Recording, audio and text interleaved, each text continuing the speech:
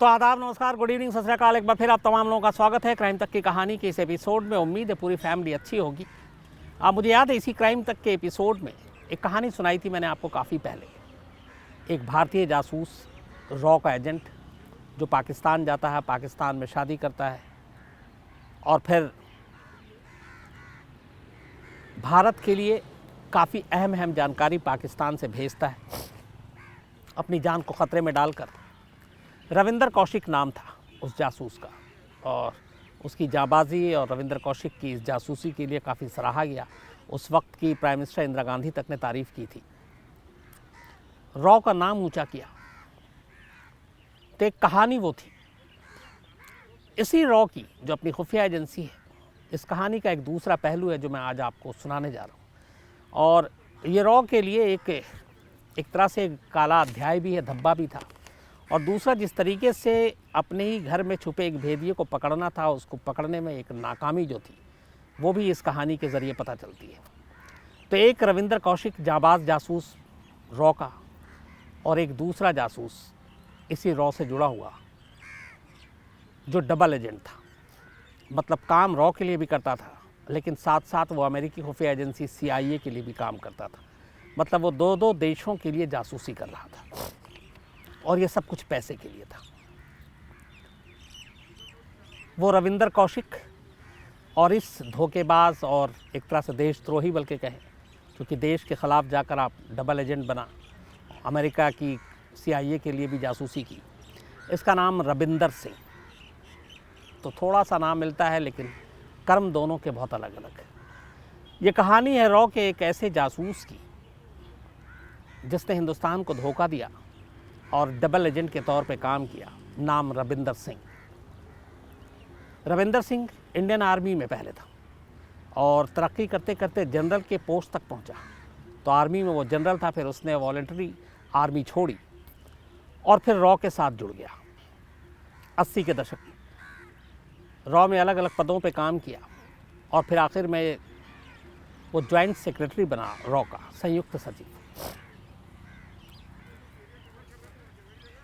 कहानी शुरू होती है 2004 अप्रैल का महीना। दिल्ली में रॉ के हेडक्वार्टर में एक दिन अचानक बड़ी तेज़ हलचल होती है। शाम के वक्त जो डेस्क पे सारे काम करते हैं उन सभी का टाइम फिक्स होता है। तो रॉ के दफ्तर में उस दिन भी शाम के वक्त छुट्टी का वक्त हो गया, सभी के घर जाने का वक्त हो गया। अब रॉ के हेडक्वार्टर से सारे स्टाफ एक एक कर बाहर निकल रहे हैं घर जाने के लिए। लेकिन उस दिन बाहर एंट्री गेट पे काफ़ी भीड़ थी, और उसकी वजह ये थी कि लोग निकल कर सीधे अपनी अपनी गाड़ियों में जाकर बैठ नहीं रहे थे, घर नहीं जा रहे थे, बल्कि गेट पे कुछ सिक्योरिटी फोर्सेस थे जो उनकी तलाशी ले रहे थे। मतलब रॉ हेडक्वार्टर से निकलने वाले हर शख्स की बाकायदा तलाशी ली जा रही थी। और ये रॉ के इतिहास में पहली बार ऐसा था कि रॉ के हेडक्वार्टर में, जहाँ टॉप से लेके रॉ के चीफ से लेके जॉइंट सेक्रेटरी लेवल बड़े बड़े अफसर, डेस्क, फील्ड स्टाफ सभी बैठते हैं, उन सभी की तलाशी ली गई। और इसमें कोई सीनियर और जूनियर नहीं, जो बड़े अफसर थे उनके भी, जो छोटे थे उनके भी। तो पहली बार लोग भी चौंक रहे थे कि रॉ के हेडक्वार्टर में ये क्या हो रहा है, अपने ही जासूसों की तलाशी क्यों ले जा रही है, इस जासूसी हेडक्वार्टर में काम करने वाले लोगों की तलाशी क्यों ले जा रही है। और हर एक के बैग को खंगाला जा रहा था, ख़ास तौर पर जो लोग अपना बैग या ब्रीफकेस लेकर बाहर निकल रहे थे। उस दिन इसी दफ्तर में रविंदर सिंह भी बैठे हुए थे। घर जाने से पहले रविंदर सिंह अपने ड्राइवर को फ़ोन करते थे कि गाड़ी लेकर आ जाओ दरवाजे पर। उस दिन भी रविंदर सिंह ने ड्राइवर को फ़ोन किया तो ड्राइवर ने बताया कि बाहर में थोड़ी सी गाड़ियों की कतार लगी हुई है, क्योंकि तलाशी चल रही है। रविंदर सिंह भी थोड़ा चौंके कि क्या हुआ। उन्होंने कहा कि रॉ के अंदर ही तलाशी ली जा रही, जो लोग निकल के घर जा रहे हैं उन सभी के बैग और बाकी चीज़ों को खंगाला जा रहा है। तो ड्राइवर के ज़रिए रविंदर सिंह को ये जानकारी मिल गई कि आज गेट पे तलाशी ली जा रही है और तलाशी सभी की होगी। इसके बाद रविंदर सिंह की बारी आती है। घर जाने के लिए वो गेट पे पहुंचते हैं। बाकी लोगों की तरह रविंदर सिंह की भी तलाशी ली जाती है, ब्रीफकेस देखा जाता है, लेकिन उस ब्रीफकेस से कोई भी ऐसी चीज़ नहीं मिलती जिससे रविंदर सिंह को शक के घेरे में लाकर खड़ा किया जाता। बात आई गई होगी। एक हफ्ते के बाद रॉ के तमाम आला अफसरों की एक मीटिंग होती है। उस मीटिंग में उस वक्त रॉ के जो चीफ थे अपने इंडिया में, मिस्टर CD सहाय, वो मौजूद थे। और उस मीटिंग में इस तलाशी का मुद्दा उठता है। इस मीटिंग के दौरान रविंदर सिंह काफ़ी गुस्से में बातें अपनी रखता है और कहता है कि ये बड़ा गलत है, कम से कम सीनियर लोगों के साथ जिस तरीके का बर्ताव किया गया ऐसा होना नहीं चाहिए। और उस तलाशी का विरोध करते हुए उस मीटिंग से वो उठकर चला जाता है। बाद में पता चलता है दरअसल उस दिन अप्रैल 2004 में रॉ के हेडक्वार्टर पे पहली बार इस तरह की तलाशी जो ली गई थी वो सिर्फ एक शख्स के लिए ली गई थी और वो वही रविंदर सिंह था। लेकिन उसके ब्रीफकेस से कुछ नहीं मिला। बाद में पता चला उसकी वजह शायद ये थी कि उसने ड्राइवर से जब कहा कि गाड़ी लेकर आओ तो ड्राइवर ने बताया कि यहाँ पे भीड़ है, गाड़ियों की लाइन लगी हुई है क्योंकि तलाशी ली जा रही है। और ये बात रविंदर सिंह को इस तरह पता चली और कोई भी डॉक्यूमेंट से ऐसी चीज़ वो अपने साथ लेकर नीचे नहीं उतरा, इसलिए उस दिन उसके पास से कोई चीज़ बरामद नहीं है। अब सवाल ये था कि रविंदर सिंह की तलाशी क्यों ली जानी थी। यहीं से कहानी शुरू होती कि रविंदर सिंह की क्यों। हुआ ये कि रॉ में पिछले कई वक्त से एक सुगबुगाहट चल रही थी कि अपना कोई बंदा है जो भेदिया है, खबरों को लीक करता है। और धीरे धीरे जब जांच हुई तो जांच में कहीं ना कहीं शक के घेरे में रविंदर सिंह आया। इसी के बाद फिर रॉ ने अपनी ही एक सेंट्रल इंटेलिजेंस यूनिट है इनकी, CIU, उसको लगाया इस काम पर कि रविंदर सिंह की थोड़ी सी जासूसी की जाए और देखा जाए कि ये क्या करता है। तो रविंदर सिंह के कार को बक किया गया, मतलब उसमें ऐसे इक्विपमेंट्स लगाए गए जिससे कार के अंदर ड्राइवर या वो बैठे तो बातचीत जो भी हो वो सुनाई दे। मौका देख के घर के अंदर भी इस तरीके के इक्विपमेंट्स लगाए गए, कैमरे लगाए गए, सर्विलांस पे पूरा घर था कि घर में वो क्या करता है। यहाँ तक कि रविंदर सिंह के घर के बाहर जहाँ से वो सब्ज़ी और बाकी चीज़ें आती थी, उन सब्ज़ी वाले में भी रॉ के ही लोग थे जो सेंट्रल इंटेलिजेंस यूनिट के थे, काउंटर इंटेलिजेंस यूनिट के। तो सब्ज़ी वाला भी एक तरह का जासूस, जो रविंदर सिंह के घर पे न्यूज़पेपर अखबार आता वो देने वाला हॉकर भी जासूस, साफ़ सफाई के लिए जिसे भेजा जाता वो भी जासूस, यहाँ तक कि जो पोस्टमैन था उसको भी वो भी जासूस, और ये सारे काउंटर इंटेलिजेंस यूनिट के लोग थे। इस तरीके से रविंदर सिंह की सारी चीज़ों पे, हरकतों पे नज़र रखी जाने लगी और ये उम्मीद की जाने लगी कि एक बार इसे देखा जाए कि ये किसी विदेशी से मिलता है कि नहीं। लेकिन लंबा वक्त गुजरा, किसी विदेशी से रविंदर सिंह मिला ही नहीं। तो यहाँ पे थोड़ा सा धक्का लगा, बट जांच जारी थी। इसी दौरान में जो रॉ का हेडक्वार्टर है वहाँ पे जो फ़ोटोकॉपी की मशीन है, अक्सर ये देखा गया कि रविंदर सिंह बहुत सारे फ़ोटोकॉपी किया करता था। कुछ कॉपी ऐसे भी उसने किए जिससे उसके डिपार्टमेंट का कोई लेना देना नहीं था। तो यहाँ पे शक हुआ। इसी के बाद रॉ ने फ़ोटोकॉपी मशीन में भी एक ऐसे इक्विपमेंट लगाया कि जो भी शख्स उस फ़ोटोकॉपी मशीन पे कोई भी कॉपी करता, उसकी एक कॉपी अपने आप उसमें मतलब स्टोर हो जाती। कोई एक क्या कॉपी निकाला, लेकिन एक कॉपी उसके अंदर अपने आप इस तरीके की उसमें चीज़ें थी कि वो कॉपी उसमें सेफ़ हो जाती। इसके बाद जब रविंदर सिंह अपना दफ्तर से वापस चला जाता है शाम को घर, तो फिर मास्टर की से खोलकर और बाकायदा उस फ़ोटोकॉपी मशीन को ऑन किया जाता और देखा जाता कि दिन भर में उसने क्या क्या चीज़ें फ़ोटोकॉपी की। तो उस दौरान में पता चला कि ऐसे बहुत सारे डॉक्यूमेंट्स, खुफिया डॉक्यूमेंट्स उसने किए हैं फ़ोटोकॉपी, जिनका उसके डिपार्टमेंट या उसकी इन्वेस्टिगेशन या उसके फील्ड से कोई लेना देना नहीं है, बल्कि ये सारी चीज़ें जो है वो दूसरे उन देशों की हैं जिससे रविंदर सिंह के डिपार्टमेंट का मतलब नहीं था। यहाँ पे कान खड़े होते हैं। अब इसके बाद जब घर पे उसके फिर सर्विलांस लगाया जाता है, कैमरे लगाए जाते हैं, तो ऐसी कोई चीज़ मिलती नहीं है। लेकिन फिर एक रोज़ उन्हीं कैमरों के ज़रिए पता चलता है, जब रविंदर सिंह घर पे नहीं था और उन चीज़ों को खंगाला गया, कि असल में वो किसी विदेशी से नहीं मिलता, घर में कोई ऐसी बात नहीं करता। तो पता नहीं चल रहा था कि ये आदमी शक के घेरे में रखा कि नहीं रखा जाए, लेकिन डॉक्यूमेंट्स मिल रहे थे इस तरह के। तो उस घर में जब सर्विलांस कैमरा लगाया गया तब पहली बार एक चीज़ सामने आई पकड़कर, वो ये कि वो वेब कैमरे की मदद से, न वो विदेशियों को मिलता, ना किसी को डॉक्यूमेंट्स देता, ना अनजान आदमी को देता, बल्कि फ़ोटो कॉपी करने के बाद ऐसे सारे खुफिया डॉक्यूमेंट्स को वो घर लाता और घर आने के बाद वो वेब कैम के ज़रिए, FTP एक टेक्निकल वर्ड है जिसमें आप ट्रांसफ़र करते हैं सारे फुटेज, तो वेब कैम के ज़रिए वो FTP से इन सारे डॉक्यूमेंट्स को भेजता था। जब ये चीज़ें सामने आई तो फिर पुख्ता हो गया कि रविंदर सिंह एक डबल एजेंट है, क्योंकि जो सारी चीज़ें वो भेज रहा था वो CIA को भेज रहा था, अमेरिकी खुफिया एजेंसी को। इसमें बहुत सारी चीज़ें थी, श्रीलंका से रिलेटेड, पाकिस्तान से रिलेटेड, बांग्लादेश से रिलेटेड। और शक शुरू हुआ था असल में उसको इराक से लेकर, क्योंकि इराक को लेकर कुछ ऐसी सूचनाएं जिससे उसका कोई लेना देना नहीं था, वो भी उसने ऐसे डॉक्यूमेंट्स भेजे थे। तो अब सर्विलांस और कैमरे की मदद से ये साबित हो गया कि रविंदर सिंह एक डबल एजेंट है। जब सारे पुख्ता सबूत मिल गए तो फिर इसके बाद बाकायदा रॉ के चीफ ने उस वक्त के जो NSA थे, नेशनल सिक्योरिटी एडवाइज़र, जैसे अभी अजीत डोभाल है, उस वक्त ब्रजेश मिश्रा जी थे, तो उनसे ये बात कही गई कि एक इस तरह का जॉइंट सेक्रेटरी रविंदर सिंह जो डबल एजेंट है, CIA के लिए काम करता है, और उसे गिरफ्तार करने की इजाज़त दी जाए।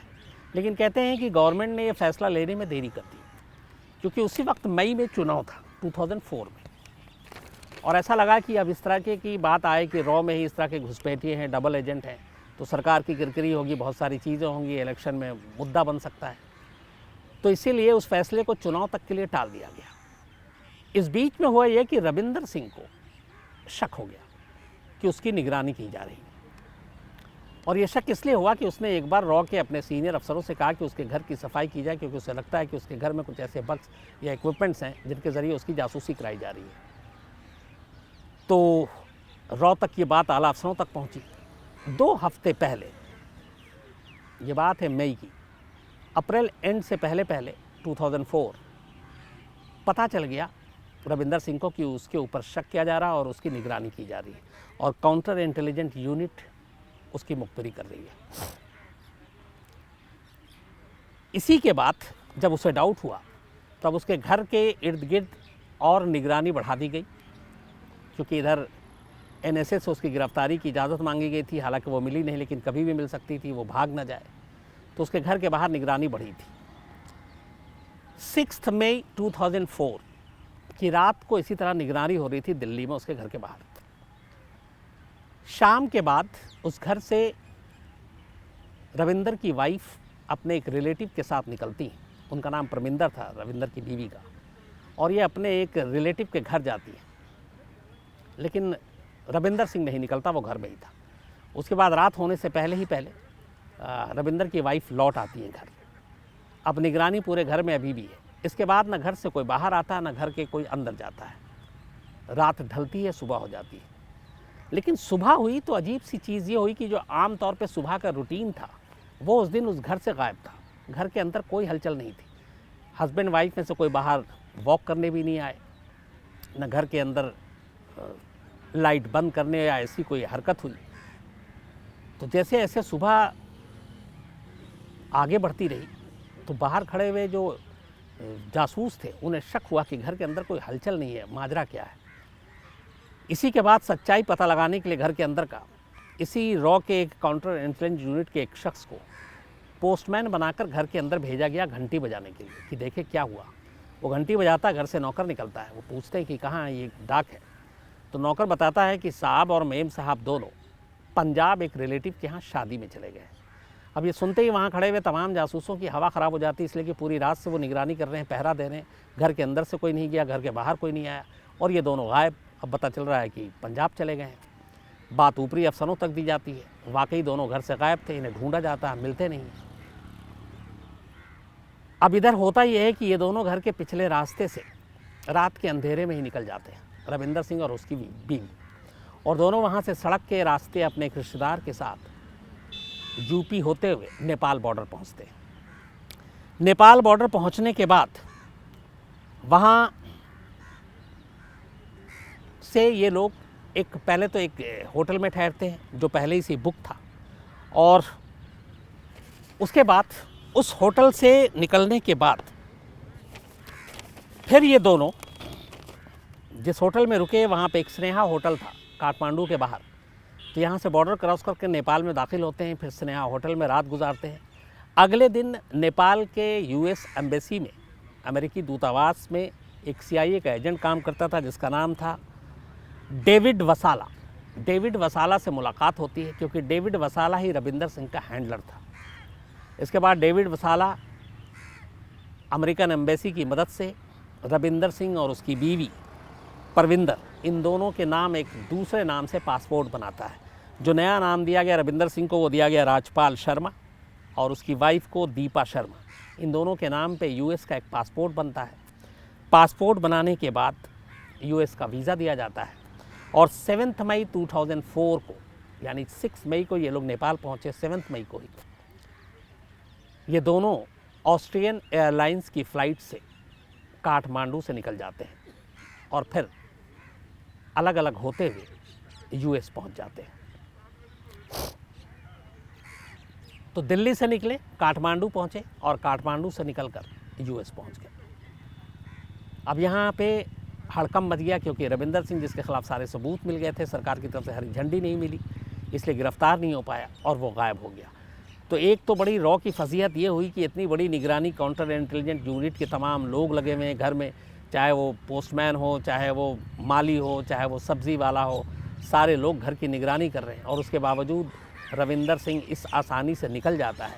इसको लेके बड़ी फजीहत हुई थी उस वक्त। ये एक बड़ी गलती थी रॉ के हिस्से की। खैर, ये वहाँ से पहुँच जाता है। इसके बाद रॉ को अपने लेवल पे खबर मिलती है कि नेपाल में यूएस एम्बेसी के थ्रू डेविड वडाला की मदद से ये गया है। तो फिर रॉ के चीफ यहाँ पे CIA के जो स्टेशन अफसर से उनसे पूछते हैं बाकायदा कि क्या आप लोग रविंदर सिंह को ले गए हैं और आपने उसको शेल्टर दिया है। वो साफ जाहिर सी बात, इनकार करना था, कर देते हैं, लेकिन वो वहाँ चला जाता है। इस दौरान में सरकार को खबर पड़ती है। सरकार भी फिर कहती है कि हटाओ इसको, बाद में देखेंगे। चला गया, कम से कम सरदर्द छूटा। चुनाव का मामला था। 7 मई 2004 को गया और चुनाव शायद 14-15 मई को होना था। तो उस वक्त सारे लोग चुनाव में ही बिजी थे। तो इस मुद्दे को एक तरह से दबा दिया गया। धीरे धीरे वक्त बीता। उधर रविंदर सिंह जब यूएस पहुंचा तो CIA ने उसको उस वक्त तो हाथों हाथ लिया, लेकिन फिर 2004 ख़त्म होते होते ही CIA ने रविंदर सिंह से अपना पल्ला झाड़ लिया। रविंदर सिंह की एक बेटी भी यूएस में रहती थी और वो वहीं पढ़ रही थी। इत्तेफाक से जब रविंदर सिंह दिल्ली में था 2003 में, एक बार उसने रॉ के चीफ से इजाज़त मांगी थी कि उसकी बेटी की मंगनी है, यूएस में उसे जाने की इजाज़त दी जाए, लेकिन उस पर डाउट था कुछ, तो इसलिए रॉ चीफ ने उसे यूएस जाने से इजाज़त देने से मना कर दिया था।